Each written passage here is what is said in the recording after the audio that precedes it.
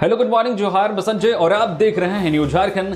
समय हो चला है झारखंड की खबरों को जानने का, उनसे अपडेट होने का। तो चलिए जानते हैं झारखंड की आज की 25 मुख्य बड़ी खबरों को। उससे पहले अगर आप लोग न्यूज झारखंड चैनल पे नए हैं, प्लीज चैनल को सब्सक्राइब करके बेल आइकन प्रेस कर दीजिए, जिससे आप तक झारखंड की हर एक छोटी बड़ी खबर का अपडेट आप तक पहुंचता रहे।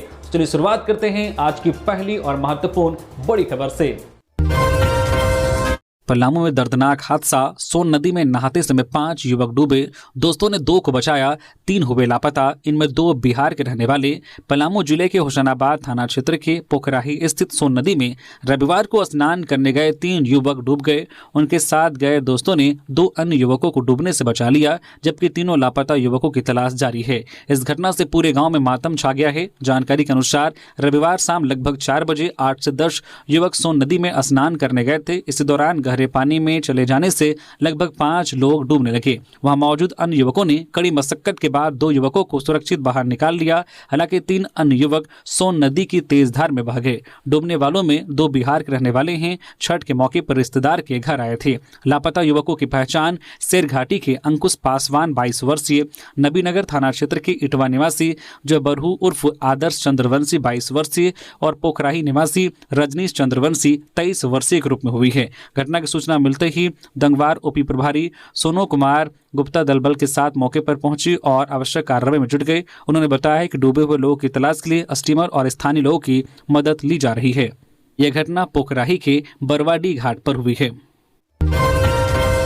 खरना पूजन के साथ छठ व्रतियों का 36 घंटे का निर्जला उपवास शुरू। आज सोमवार को अस्ताचलगामी भगवान भास्कर को देंगे अर्घ्य। बिहार, झारखंड और उत्तर प्रदेश के साथ साथ अब वैश्विक लोक पर्व का रूप ले चुके लोक आस्था का महापर्व छठ के 4 दिवसीय अनुष्ठान का रविवार को दूसरा दिन रहा। महापर्व के दूसरे दिन शाम में छठ व्रतियों ने खरना पूजन किया। खरना पूजन के साथ ही छठ व्रतियों का 36 घंटे का निर्जला उपवास और भगवान भास्कर की आराधना शुरू हो गई है। बिहार, झारखंड के सबसे बड़े लोक आस्था का महापर्व छठ की विशेष महत्ता है। राजधानी रांची सहित राज्य भर में परंपरागत छठ गीतों के बीच छठ व्रतियों ने खरना पूजन किया। खरना पूजन के बाद छठ व्रतियों द्वारा प्रसाद के रूप में परंपरागत तरीके से बनाई गई खीर रोटी ग्रहण करने के बाद अन्य लोगों ने भी खरना का प्रसाद ग्रहण किया।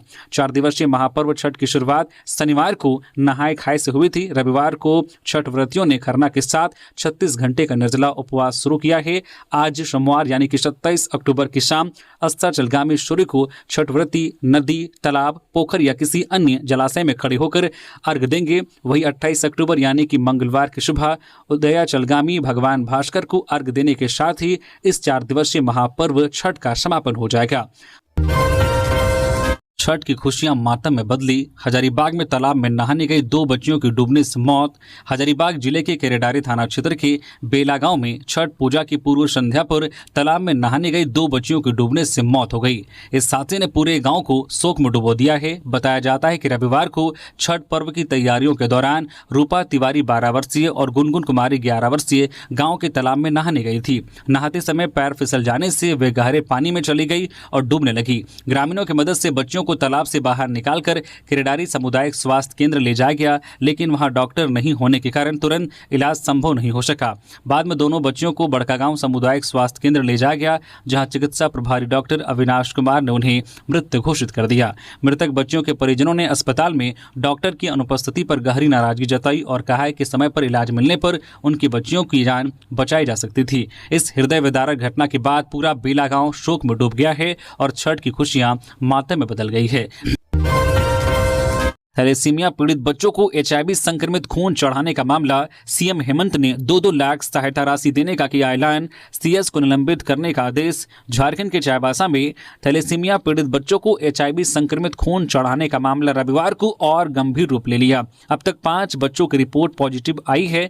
इस गंभीर घटना के बाद मुख्यमंत्री हेमंत सोरेन ने तत्काल कार्रवाई करते हुए पश्चिमी सिंहभूम सिविल सर्जन समेत अन्य जिम्मेदार अधिकारियों को निलंबित करने का आदेश दिया है। सीएम हेमंत सोरेन ने ट्वीट कर बताया है कि पीड़ित बच्चों के परिवारों को 2-2 लाख रुपए की वित्तीय सहायता राज्य सरकार द्वारा प्रदान की जाएगी और संक्रमित बच्चों का पूरा इलाज भी सुनिश्चित किया जाएगा। मुख्यमंत्री ने कहा है कि चाईबासा में थैलेसीमिया पीड़ित बच्चों का संक्रमित होना अत्यंत पीड़ादायक है। राज्य स्वास्थ्य विभाग को निर्देश दिया गया है कि सभी ब्लड बैंकों का ऑडिट कर 5 दिनों के भीतर रिपोर्ट सौंपे। मुख्यमंत्री ने स्पष्ट किया है कि स्वास्थ्य प्रक्रिया में किसी भी लचर व्यवस्था को बर्दाश्त नहीं किया जाएगा। स्वास्थ्य मंत्री इरफान अंसारी को भी इस मामले में संज्ञान लेने का निर्देश दिया गया है। राज्य में 28 से 31 अक्टूबर तक इन जिलों में होगी भारी बारिश। एक गंभीर चक्रवाती तूफान 28 अक्टूबर को बनने की संभावना है। इसका प्रभाव झारखंड में भी देखने को मिलेगा। इसके कारण राज्य में 28 से 31 अक्टूबर तक कई जिलों में भारी बारिश होने की संभावना है। यह जानकारी मौसम केंद्र ने दी है। मौसम केंद्र के अनुसार राज्य में अगले 2 दिनों के दौरान अधिकतम तापमान में कोई बड़े बदलाव की संभावना नहीं है। इसके बाद अगले 3 दिनों में इसमें 3 से 5 डिग्री सेल्सियस की गिरावट की संभावना है। राज्य में 28 से 31 अक्टूबर तक कहीं कहीं गर्जन और वज्रपात हो सकता है। इसके साथ ही तेज हवा चल सकती है। इसकी स्पीड 30 से 40 किलोमीटर प्रति घंटा रह सकती है। वही मौसम केंद्र के अनुसार आज 27 अक्टूबर यानी कि छठ महापर्व के मौके पर गढ़वा, पलामू, चतरा, लातेहार, लोहरदगा, गुमला, सिमडेगा, पूर्वी सिंहभूम, पश्चिमी सिंहभूम, सरायकेला, खारसावां जिले में बादल के साथ कई क्षेत्रों में हल्के से बारिश होने की संभावना जताई गई है। इधर मौसम केंद्र के अनुसार 28 अक्टूबर से मौसम का मिजाज बदलने लगेगा और सिमडेगा, पश्चिमी सिंहभूम, खुंटी और गुमला जिले में भारी बारिश की उम्मीद जताई गई है। इसी तरह 29 अक्टूबर को जो पूर्वी सिंहभूम, पश्चिमी सिंहभूम, सिमडेगा, सरायकेला, खारसावां, देवघर, दुमका, गोड्डा, जामताड़ा, पाकुड़, साहिबगंज जिले में कहीं कहीं भारी बारिश की संभावना जताई गई है। इसी तरह 30 अक्टूबर को भी गढ़वा, पलामू, चतरा, हजारीबाग, कोडरमा, गिरिडीह, बोकारो, रामगढ़, रांची, खुंटी, गुमला, लोहरदगा, लातेहार जिले में कहीं कहीं भारी बारिश की संभावना है और यह सिलसिला 31 अक्टूबर तक रहने की संभावना है। धनबाद में खदान हादसा, ओबी की चट्टान गिरने से 1 की मौत, 2 घायल। धनबाद जिला के पुटकी में गोपाली चक में संचालित सिंह नेचुरल आउटसोर्सिंग कंपनी के ओपन कास्ट माइंस में हादसा हुआ है। इसमें 1 की जान चली गई और 2 लोग घायल हुए हैं। दरअसल ओबी स्लाइडिंग के बाद एक बड़ी चट्टान माइंस के नीचे आ गिरी। इस दौरान माइंस में टैंकर से डीजल आपूर्ति कर रहे एक कर्मचारी की मौत हो गई, जबकि 2 कर्मचारी घायल हैं, जिनका इलाज निजी अस्पताल में चल रहा है। मारे गए कर्मचारी का नाम दीपक पंडित है। दीपक पंडित केंदवाड़ी थाना क्षेत्र के राजपूत बस्ती के रहने वाले सीबू पंडित का बेटा था, जबकि घायलों के नाम गणेश महातो और किशोर महातो हैं और दोनों ही तोपचांची के रहने वाले हैं। चट्टान के गिरने से डीजल टैंकर क्षतिग्रस्त होकर पलट गया। उन्होंने कहा कि अगर चट्टान गिरने के बाद डीजल टैंकर में आग लगती, दोनों के साथ भी अनहोनी हो सकती थी। भोला सिंह ने कहा है कि बार बार जो है बीसीसीएल की आउटसोर्सिंग में इस तरह के हादसे हो रहे हैं। उन्होंने आरोप लगाते हुए कहा है कि डीजीएमएस के मानकों का अनुपालन आउटसोर्सिंग कंपनी के द्वारा नहीं किया जाता है, जिस कारण ऐसे हादसे होते हैं। आउटसोर्सिंग कंपनी प्रबंधन की लापरवाही कारण यह हादसा हुआ है। डीजीएमएस के द्वारा घटना की जांच कर कार्रवाई करने की जरूरत है। इस हादसे के बाद आउटसोर्सिंग कंपनी कार्यालय के मुख्य द्वार पर 100 रख नियोजन और मुआवजे की मांग को लेकर परिजन और स्थानीय लोग अड़े रहे। घंटों बाद परिजनों के साथ आउटसोर्सिंग प्रबंधन के साथ वार्ता हुई, जिसमें 5 लाख रुपए नगद, 10 लाख रुपए चेक मृतक के परिजनों को सौंपा गया और दाह संस्कार के लिए 1 लाख रुपए प्रबंधन की ओर से दिया गया है, जबकि मृतक के एक आश्रित को आउटसोर्सिंग कंपनी में नियोजन देने का आश्वासन दिया गया है। घाटशिला उपचुनाव में इंडिया गठबंधन और एनडीए का सुपड़ा साफ होगा, देवेंद्र नाथ महतो। घाटशिला उपचुनाव में राजनीतिक सरगर्मी तेज हो गई है। जैसे ही जेएलकेएम के केंद्रीय वरीय उपाध्यक्ष शाह, उपचुनाव मुख्य संयोजक देवेंद्र नाथ महतो घाटशिला पहुंचे, क्षेत्र का चुनावी माहौल और गर्म हो गया है। 11 नवंबर को होने वाले घाटशिला विधानसभा उपचुनाव में कुल 13 प्रत्याशी मैदान में हैं। मुख्य मुकाबला जेएमएम, बीजेपी और जेएलकेएम के बीच त्रिकोणीय रूप ले चुका है। चुनाव नजदीक आते ही जेएलकेएम ने अपना प्रचार अभियान तेज कर दिया है। देवेंद्र नाथ महतो लगातार क्षेत्र में रहकर पार्टी की जीत की रणनीति तैयार कर रहे हैं। प्रचार के दौरान श्री महतो ने कहा कि घाटशिला विधानसभा क्षेत्र में दवाई, कमाई और पढ़ाई की स्थिति बदहाल है। जनता भ्रष्टाचार, अपराध और अफसरशाही से त्रस्त हो चुकी है। अब जनता जागरूक है और 11 नवंबर को जेएलकेएम के पक्ष में मतदान कर एनडीए और इंडिया गठबंधन का सुपड़ा साफ कर देगी। उन्होंने जनता से अपील की है कि 14 नवंबर को जेएलकेएम प्रत्याशी रामदास मुर्मू की जीत के बाद क्षेत्र के सभी ब्लॉक, अस्पताल, स्कूल और थाने को सुदृढ़ किया जाएगा तथा स्थानीय युवाओं को रोजगार उपलब्ध कराया जाएगा। थैलेसीमिया ग्रस्त बच्चों को HIV संक्रमित खून चढ़ाने मामले पर केंद्रीय मंत्री अन्नपूर्णा देवी का आक्रोश। कहा, यह गलती नहीं, पूरे स्वास्थ्य तंत्र की विफलता है। केंद्रीय महिला एवं बाल विकास मंत्री अन्नपूर्णा देवी ने झारखंड के चाईबासा जिले में थैलेसीमिया से ग्रस्त बच्चों को HIV संक्रमित खून चढ़ाए जाने की घटना पर गहरा आक्रोश व्यक्त किया है। उन्होंने इस मामले को अत्यंत भयावह और अमानवीय लापरवाही बताया। मंत्री ने कहा कि यह घटना केवल एक चिकित्सीय गलती नहीं है, बल्कि संपूर्ण स्वास्थ्य तंत्र की विफलता का प्रतीक है। जिन बच्चों की जिंदगी उपचार से बचाई जानी थी, उन्हें लापरवाही और गैर जिम्मेदारी ने आजीवन पीड़ा दे दी है। मंत्री अन्नपूर्णा देवी ने कहा कि केवल मुआवजे की घोषणा पर्याप्त नहीं है, बल्कि यह समय पूरे तंत्र की समीक्षा का है। यह समझने का है कि संक्रमित रक्त आखिर कहां से आया, परीक्षण की प्रक्रिया में चूक कैसे हुई और इतनी गंभीर गलती के बाद जवाबदेही तय क्यों नहीं हो रही है।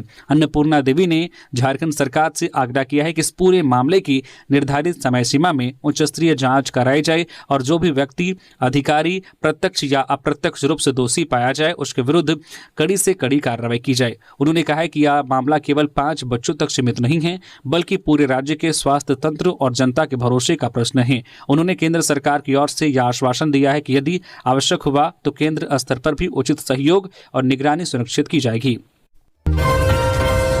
छठ पूजा को लेकर झारखंड में हाई अलर्ट, घाटों पर ड्रोन से रखी जाएगी निगरानी। रांची में 1000 पुलिस बल तैनात। झारखंड में छठ महापर्व को लेकर राज्य भर में सुरक्षा व्यवस्था को लेकर प्रशासन सतर्क हो गया है। आज सोमवार शाम होने वाली और कल सुबह होने वाले अर्घ की और पूजा अर्चना को देखते हुए प्रमुख जलाशयों और घाटों पर सुरक्षा के कड़े इंतजाम किए गए हैं। पुलिस मुख्यालय से मिली जानकारी के अनुसार रांची और जमशेदपुर समेत सभी बड़े शहरों में अतिरिक्त पुलिस बल और ड्रोन और CCTV कैमरे लगाए गए हैं। संवेदनशील घाटों पर राष्ट्रीय आपदा प्रतिक्रिया बल NDRF और राज्य आपदा प्रतिक्रिया बल SDRF की टीमें भी तैनात की गई है। रांची शहर के प्रमुख जलाशयों बड़ा तालाब, कांके बांध, धुरवा बांध, हटनिया तालाब और लेन टैंक तालाब पर NDRF और SDRF की टीमें तैनात की गई है। सिटी SP पारस राणा ने बताया कि इन घाटों पर लगभग 1000 पुलिसकर्मियों की तैनाती की गई है ताकि किसी भी अप्रिय घटना को रोका जा सके। वही पुलिस अधीक्षक यातायात राकेश सिंह ने बताया कि करीब 1000 यातायात पुलिसकर्मी त्यौहार के दौरान ट्रैफिक व्यवस्था संभालेंगे। इनमें 450 महिला और 550 पुरुष पुलिसकर्मी शामिल हैं। इसी तरह जमशेदपुर, धनबाद और बोकारो सहित अन्य जिलों में भी सुरक्षा व्यवस्था कड़ी की गई है। जमशेदपुर में प्रशासनिक अधिकारियों ने नदी किनारे स्थित घाटों का निरीक्षण किया, जबकि धनबाद में ड्रोन और CCTV कैमरों से निगरानी की जा रही है। प्रशासन ने श्रद्धालुओं से अपील की है कि वे घाटों पर सुरक्षा कर्मियों के निर्देशों का पालन करें और किसी भी तरह की अफवाह पर ध्यान न दें। हिंडाल्को के विरुद्ध अनशन पर बैठेंगे विस्थापित राजू महतो। स्थानीय रोजगार सहित 26 मांगे। रांची जिले के मोरी क्षेत्र में हिंडाल्को मोरी वर्क्स लिमिटेड के खिलाफ स्थानीय विस्थापितों में गुस्सा बढ़ता जा रहा है। कंपनी की नीतियों और रोजगार में स्थानीय युवाओं की अनदेखी के विरोध में लगामाहा निवासी एंड हिंडाल्को के विस्थापित राजू कुमार महतो ने 30 अक्टूबर 2025 को कंपनी के मुख्य गेट के सामने सुबह 10 बजे से शाम 7 बजे तक एक दिवसीय शांतिपूर्ण अनशन करने की घोषणा की है। उन्होंने कहा कि यह अनशन सांकेतिक है, लेकिन अगर कंपनी ने विस्थापितों और स्थानीय लोगों की मांग पर ध्यान नहीं दिया तो आगे व्यापक आंदोलन किया जाएगा। राजू महतो ने जिला प्रशासन और कंपनी प्रबंधन को इसकी सूचना दे दी है। राजू महतो ने बताया कि यह अनशन हिंडाल्को मोरी वर्क्स लिमिटेड की नीतियों में पारदर्शिता लाने और स्थानीय हितों की रक्षा के लिए किया जा रहा है। उन्होंने कंपनी पर आरोप लगाया है कि विस्थापितों और स्थानीय युवाओं को रोजगार देने में भेदभाव किया जा रहा है। अनशन की प्रमुख मांगों में स्थानीय युवाओं को 75% रोजगार सुनिश्चित करना, अस्थायी कर्मचारियों के आश्रितों को पुनः रोजगार देना, ITI अप्रेंटिस में विस्थापित क्षेत्र के युवाओं को प्राथमिकता देना और स्थानीय महिलाओं व छात्राओं के लिए कम से कम 20% रोजगार आरक्षण शामिल है। इसके अलावा उन्होंने खेल के विकास के लिए स्पोर्ट्स अकादमी बनाने और विस्थापित क्षेत्र के बच्चों को बेहतर व निःशुल्क शिक्षा देने की भी मांग की है। रामगढ़ में जंगली हाथियों का आतंक। 42 जंगली हाथियों ने धान की फसल की बर्बाद, लोगों में दहशत का माहौल। वन विभाग अलर्ट। रामगढ़ जिले के मांडू कुज्जू मुरपा इलाके के जंगलों में इन दिनों जंगली हाथियों ने आतंक मचा रखा है। वन विभाग के अनुसार इस क्षेत्र में लगभग 42 हाथियों का झुंड है। हाथियों के झुंड की उपस्थिति को लेकर विभाग ने आम जनता और किसानों को चेतावनी जारी की है। जंगलों में प्रवेश न करें। इसके बावजूद हाथियों ने मुरपा स्थित सिबू टोला डुमरबेड़ा के जो पोखरैया के खेतों में धान की खड़ी फसलों को भारी नुकसान पहुंचाया है। स्थानीय किसान सुखराम मांझी, असनुल होदा, रफीक अंसारी और इकबाल अंसारी सहित अन्य किसानों ने बताया कि हाथियों ने उनके खेतों में प्रवेश कर धान की फसल को पूरी तरह से रौंद डाला। सुखराम मांझी ने कहा है कि हम गरीब किसान हैं और हमारी मुख्य आय धान की फसल से ही होती है। यह फसल हमारे जीवन के जीविकोपार्जन का मुख्य साधन है। किसानों ने वन विभाग और प्रशासन से उचित मुआवजे की मांग की है। हाथियों का झुंड शाम होते ही जंगल से निकलकर गांव की ओर आने लगा है। इससे लोगों में भय का माहौल है। स्थानीय निवासी डर के कारण ठंड के मौसम में भी जो है घर की छत पर सोने के मजबूर हैं। वन विभाग की टीम हाथियों पर नजर बनाए हुए हैं, लेकिन झुंड के कई अलग अलग दिशाओं में भटकने के कारण विभाग को कठिनाइयों का सामना करना पड़ रहा है। पूरे मामले पर डीएफओ नीतीश कुमार गुप्ता ने बताया कि हाथियों को उक्त क्षेत्र से हटाने का कार्य जारी है। उन्होंने कहा है कि विभाग लगातार स्थिति पर नजर रखे हुए हैं। किसानों की सुरक्षा और फसल के संरक्षण के लिए आवश्यक कदम उठाए जा रहे हैं। जमशेदपुर में भाजपा को झटका, हेमंत साहू ने पार्टी के सभी पदों से दिया इस्तीफा। भारतीय जनता पार्टी भाजपा को बड़ा झटका लगा है। जमशेदपुर महानगर जिला कार्य समिति के सदस्य हेमंत साहू ने पार्टी के प्राथमिक सदस्यता व सभी पदों से इस्तीफा दे दिया है। साहू ने अपने त्यागपत्र भाजपा जमशेदपुर महानगर के जिला अध्यक्ष सुधांशु ओझा को सौंपा है। पत्र में उन्होंने लिखा है कि वे पार्टी के प्रत्येक दायित्व और प्राथमिक सदस्यता से त्यागपत्र दे रहे हैं। उनके इस्तीफे को स्वीकार किया जाए। त्यागपत्र की प्रति उन्होंने पूर्व मुख्यमंत्री रघुवर दास, जमशेदपुर पूर्वी के विधायक पूर्णिमा साहू तथा साक्षी मंडल पूर्वी के अध्यक्ष युवराज सिंह को भी भेजी है। हालांकि हेमंत साहू ने अपने त्यागपत्र में इस्तीफे का कोई विशेष कारण नहीं बताया है, लेकिन राजनीतिक गलियारों में इसे स्थानीय संगठनात्मक मतभेदों से जोड़कर देखा जा रहा है। पार्टी नेतृत्व की ओर से इस पर अब तक कोई आधिकारिक प्रतिक्रिया नहीं दी गई है। बिहार विधानसभा चुनाव को लेकर मंत्री शिल्पी नेहा तिर्की को बड़ी जिम्मेदारी, ऑल इंडिया आदिवासी कांग्रेस ने बनाया ऑब्जर्वर। बिहार विधानसभा चुनाव के लिए ऑल इंडिया आदिवासी कांग्रेस ने झारखंड की कृषि, पशुपालन एवं सहकारिता मंत्री शिल्पी नेहा तिर्की को अपना ऑब्जर्वर बनाया गया है। ऑल इंडिया आदिवासी कांग्रेस के राष्ट्रीय अध्यक्ष डॉक्टर विक्रांत भूरिया ने इस संदर्भ में पत्र भी जारी कर दिया है। बिहार विधानसभा चुनाव 2025 के लिए ऑब्जर्वर बनाए जाने के बाद कांग्रेस विधायक सह कृषि मंत्री शिल्पी नेहा तिर्की ने कांग्रेस के राष्ट्रीय अध्यक्ष मल्लिकार्जुन खड़गे, सोनिया गांधी, लोकसभा में नेता प्रतिपक्ष राहुल गांधी और ऑल इंडिया आदिवासी कांग्रेस के अध्यक्ष डॉक्टर विक्रांत भूरिया के प्रति आभार जताया है। मंत्री ने कहा कि कांग्रेस पार्टी ने जो जिम्मेदारी उन्हें सौंपी है, ये उनके लिए सौभाग्य की बात है। बिहार विधानसभा चुनाव में आदिवासी समाज का एक एक वोट महागठबंधन के पक्ष में जाए, इसके लिए वो चुनावी समर में अपनी पूरी ताकत झोंक देगी। पाकुड़ में हैवी ब्लास्टिंग को लेकर मारपीट, पत्थर खदान में ब्लास्टिंग से ग्रामीण हुए नाराज, पुलिस ने मामला कराया शांत।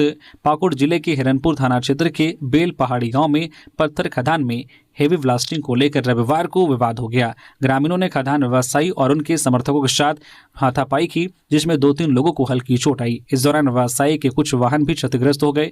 ग्रामीणों ने खदान व्यवसायी अजहर इस्लाम पर आरोप लगाया है कि उन्होंने गांव से मात्र 50 मीटर की दूरी पर ब्लास्टिंग की है, जिससे गांव के कई घरों को नुकसान पहुंच रहा है। पत्थर के टुकड़े घरों तक गिर रहे हैं। ग्रामीणों का कहना है कि इससे किसी बड़े हादसे का खतरा बना हुआ है। ग्रामीणों ने शनिवार शाम को खदान मालिक को इस संबंध में अवगत कराया था, जिसके बाद ब्लास्टिंग रोक दी गई थी। लेकिन रविवार सुबह फिर से ब्लास्टिंग होने से ग्रामीण खदान पर पहुंच गए। दोनों पक्षों के बीच बातचीत असफल रही और देखते ही देखते हाथापाई शुरू हो गई। घटना की सूचना मिलने पर पुलिस मौके पर पहुंची, दोनों पक्षों को समझा बुझाकर शांत कराया। थाना प्रभारी रंजन कुमार सिंह ने बताया कि उन्हें ग्रामीणों की ओर से लिखित आवेदन प्राप्त हुआ है। उन्होंने आश्वासन दिया है कि मामले की गहन जांच की जा रही है, दोषियों के खिलाफ सख्त कार्रवाई की जाएगी।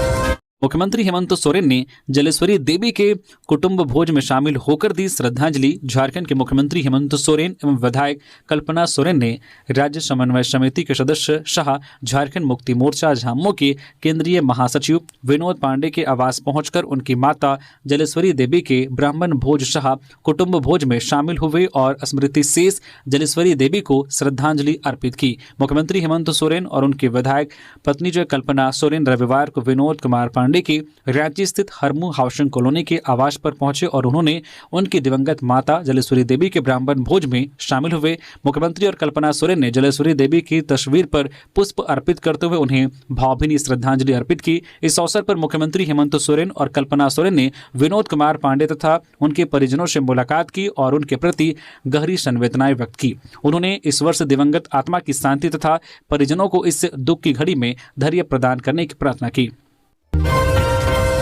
पढ़ाई के बाद नहीं मिली नौकरी तो चुराने लगा मोबाइल। दुमका पुलिस के शिकंजे में आया बिहार का सातिर।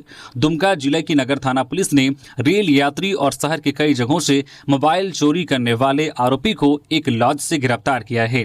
बिहार के बांका जिले के बाराहाट थाना के लबोरदार गांव के युवक से पुलिस ने 20 स्मार्टफोन और एक लैपटॉप बरामद किया है। पुलिस के मुताबिक जब्त सामान की कीमत लगभग 4 लाख रुपए आंकी गई है। दुमका नगर थाना प्रभारी जगन्नाथ धान ने बताया है कि पिछले 5 महीने से शहर और ट्रेन से मोबाइल चोरी की सूचना मिल रही थी। शनिवार को एक ट्रेन यात्री ने सूचित किया कि उसका मोबाइल चोरी हो गया है। नंबर के आधार पर पड़ताल की तो पता चला कि मोबाइल की लोकेशन स्टेशन रोड स्थित रसिकपुर इलाके के विभाकर चौधरी के घर की आ रही है।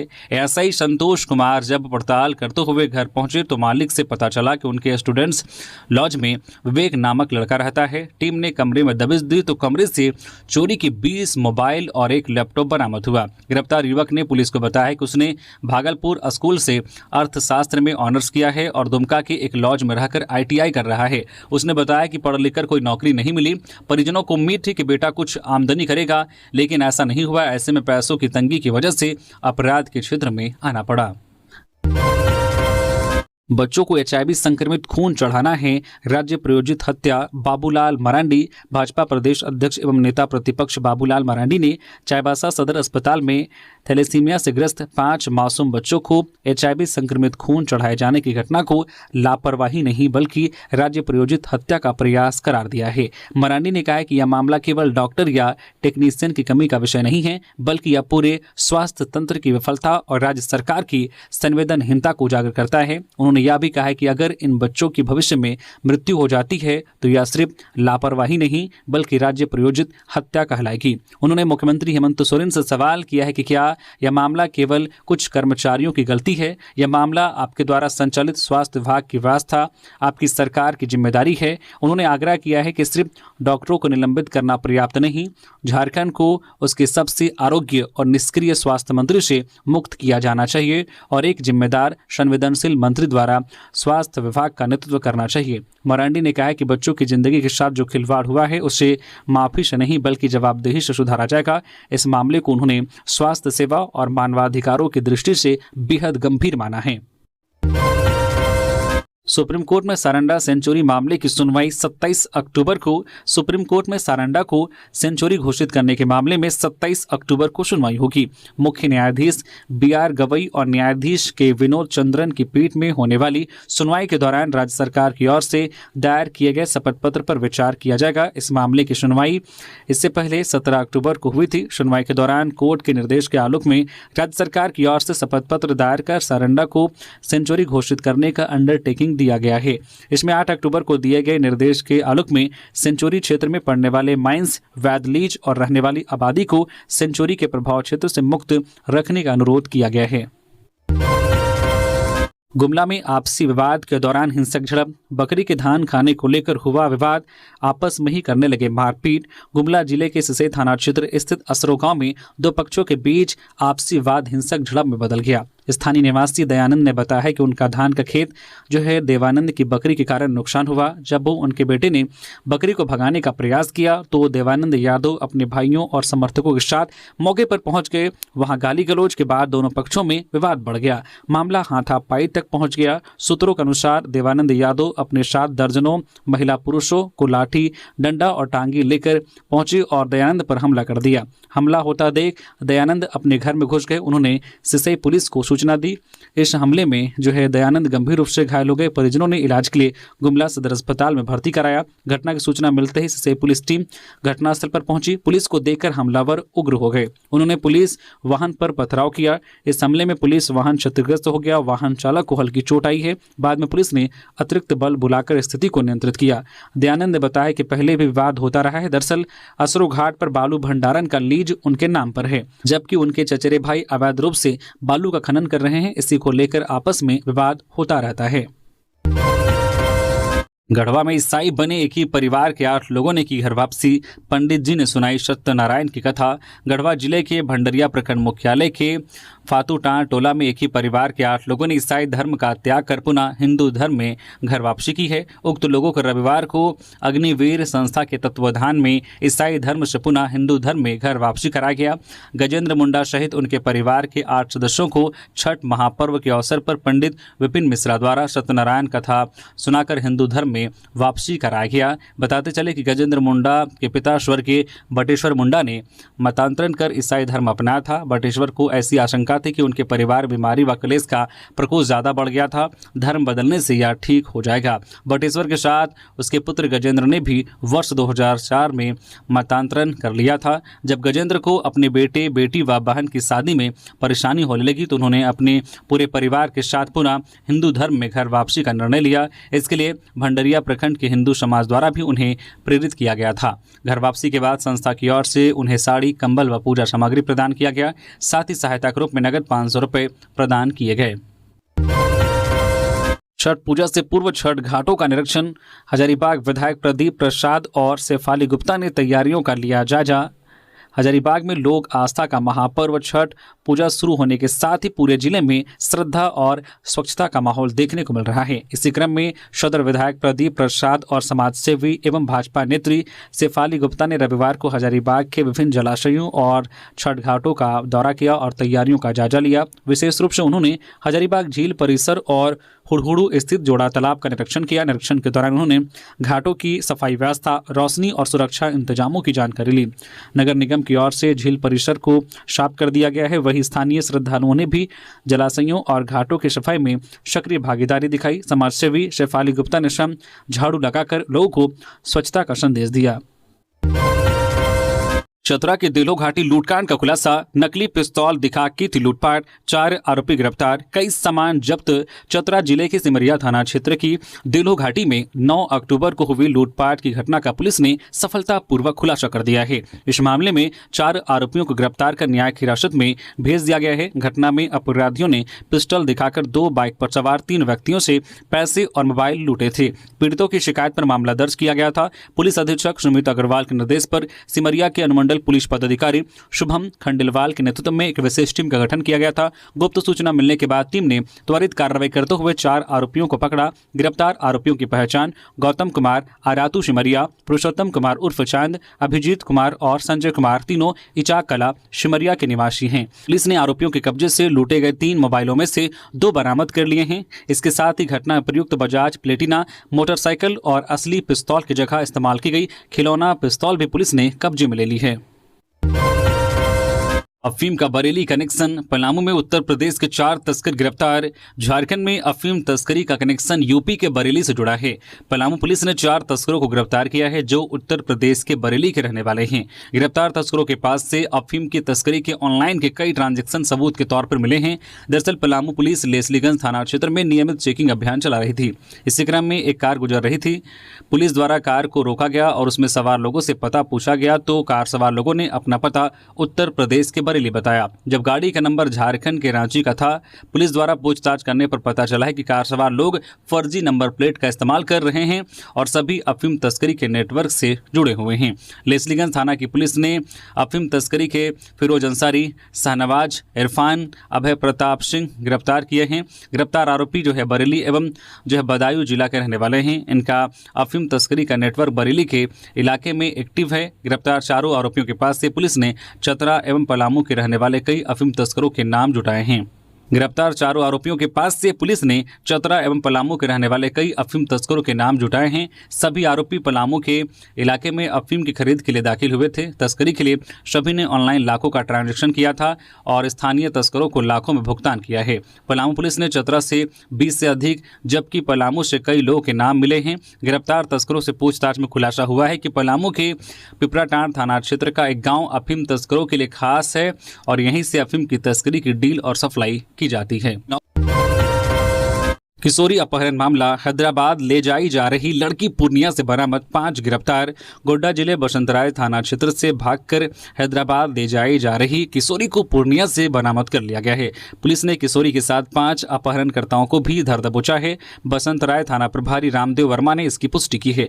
बताया जाता है कि बसंतराय थाना क्षेत्र के रंसी गाँव का परवेज आलम जो हैदराबाद में मैकेनिक का काम करता है का प्रेम प्रसंग उक्त किशोरी से चल रहा था। प्रेमी प्रेमिका दोनों मुस्लिम समुदाय से हैं। परवेज आलम उक्त किशोरी को हैदराबाद ले जाने के लिए रंसी गांव आया था। किशोरी को भगाने में परवेज के दोस्तों ने भी अहम भूमिका निभाई। इसमें मतीन और मोहम्मद परवेज हसन सहित 2 अन्य दोस्तों को पुलिस ने पूर्णिया से जांच के क्रम में धर दबोचा। सभी 4 पहिया वाहन से पूर्णिया जा रहे थे। वहां से हवाई जहाज से हैदराबाद जाने की योजना थी, लेकिन पूर्णिया की पुलिस ने वाहन जांच के क्रम में सभी को पकड़ लिया। किशोरी नाबालिग है। किशोरी को 4 दिन पहले ही अपने घर से बहला फुसला कर भगा लिया था। समाजसेवी रामावतार पौदार के निधन पर मारवाड़ी समाज में शोक की लहर। अखिल भारत वर्षीय मारवाड़ी सम्मेलन के पूर्व राष्ट्रीय अध्यक्ष वरिष्ठ समाजसेवी रामावतार पौदार के आकस्मिक निधन पर झारखंड प्रांतीय मारवाड़ी सम्मेलन में शोक की लहर है। सम्मेलन के पदाधिकारियों एवं सदस्यों ने गहरा शोक संवेदना व्यक्त करते हुए दिवंगत आत्मा की शांति के लिए ईश्वर से प्रार्थना की है। झारखंड प्रांतीय मारवाड़ी सम्मेलन के प्रांतीय अध्यक्ष सुरेश चंद्र अग्रवाल, महामंत्री विनोद कुमार जैन एवं संयुक्त महामंत्री सह प्रवक्ता संजय सर्राफा ने रविवार को शोक व्यक्त करते हुए कहा है कि स्वर्गीय पौदार का निधन अत्यंत दुखद एवं हृदय विदारक है। उनके निधन से समाज ने एक नेतृत्वकर्ता को खो दिया। रामावतार पौदार ने अपना संपूर्ण जीवन समाज सेवा, संगठन निर्माण और मानवीय मूल्यों का प्रसार करने के लिए समर्पित कर दिया। उनका योगदान न केवल मारवाड़ी समाज बल्कि संपूर्ण समाज के उत्थान में अविस्मरणीय रहेगा। बरेली में एसटीएफ ने 4.13 किलो अफीम के साथ 6 तस्करों को किया गिरफ्तार। रांची से करते थे सप्लाई। एसटीएफ ने 4.13 किलो अफीम के साथ 6 तस्करों को कैंट के विजय द्वार के पास से गिरफ्तार किया है। पूछताछ में पता चला है कि सभी आरोपित रांची से अफीम की तस्करी कर बरेली व आसपास के जिलों में सप्लाई करते हैं। एसटीएफ गिरोह के अन्य सदस्यों के बारे में भी जानकारी जुटा रहे हैं। एसटीएफ के मुताबिक लंबे समय से अफीम तस्करों की सूचना मिल रही थी। एसटीएफ की एक टीम आरोपियों की तलाश में जुटी थी। शनिवार की रात करीब 9 बजे एसटीएफ को सूचना मिली कि जंक्शन के पास कैंट क्षेत्र में विजय द्वार के पास कुछ लोग अफीम बेचने की फिराक में खड़े हैं। मौके पर पहुंची एसटीएफ ने 6 तस्करों को वहां से गिरफ्तार किया। उनके पास से 4.13 किलो अफीम बरामद हुई। पूछताछ में आरोपितों ने अपना नाम आंवला निवासी तेजराम, अंकित, शेर सिंह, सुभाष नगर निवासी राजकुमार उर्फ देवांश और झारखंड निवासी चंदन और मंटू बताया है। 5 जिलों में तोड़े जाएंगे आवास बोर्ड के 5200 फ्लैट। 8 मंजिल वाले भवनों का होगा निर्माण। रांची सहित जमशेदपुर, धनबाद, हजारीबाग और पलामू जिले में आवास बोर्ड के करीब 5200 फ्लैट तोड़े जाएंगे। इन फ्लैट को ध्वस्त करने के बाद इनकी जगह 8 मंजिला भवन बनाए जाएंगे। यह जानकारी आवास बोर्ड के अध्यक्ष संजय लाल पासवान ने विशेष बातचीत में दी। उन्होंने बताया कि 8 मंजिला भवन की डिटेल प्रोजेक्ट रिपोर्ट DPR शीघ्र तैयार करने के लिए इंजीनियरों को निर्देश दिए जा चुके हैं। छठ पूजा के बाद इस पर तेजी से काम शुरू कर दिया जाएगा। मालूम हो कि रांची शहर के बरियातू, हरमू, अरगोड़ा स्थित हाउसिंग बोर्ड की कई बिल्डिंग जर्जर अवस्था में हैं। इन जर्जर भवनों में लोग वैध और अवैध तरीके से रह रहे हैं। नए सिरे से डिटेल प्रोजेक्ट रिपोर्ट बनाने के निर्देश दिए गए हैं। हाउसिंग बोर्ड के भवनों को तोड़कर रांची शहर की तीनों साइट पर 8 मंजिले भवनों का निर्माण किया जाएगा। कुछ माह पूर्व ही इंजीनियरों ने बोर्ड को 3 मंजिला भवन का DPR समर्पित किया था, लेकिन बोर्ड अध्यक्ष संजय लाल पासवान ने इस DPR को खारिज करते हुए 8 मंजिला भवन निर्माण का DPR तैयार करने का निर्देश दिया है, ताकि कम जगह पर अधिक से अधिक निर्माण कार्य कर लोगों को सही तरीके से बसाया जा सके। तो ये थी आज की झारखंड की टॉप बड़ी खबरें। इसी तरह से झारखंड की हर एक छोटी बड़ी खबर देखने के लिए आप हमारे चैनल न्यूज झारखंड चैनल को सब्सक्राइब करके बेल आइकन प्रेस कर दीजिए, जिससे आप तक झारखंड की हर एक छोटी बड़ी खबर का अपडेट आप तक पहुंचता रहे। तो अभी के लिए बस इतना ही। हमें दीजिए इजाजत। तो मिलते हैं किसी और खबरों के साथ। धन्यवाद।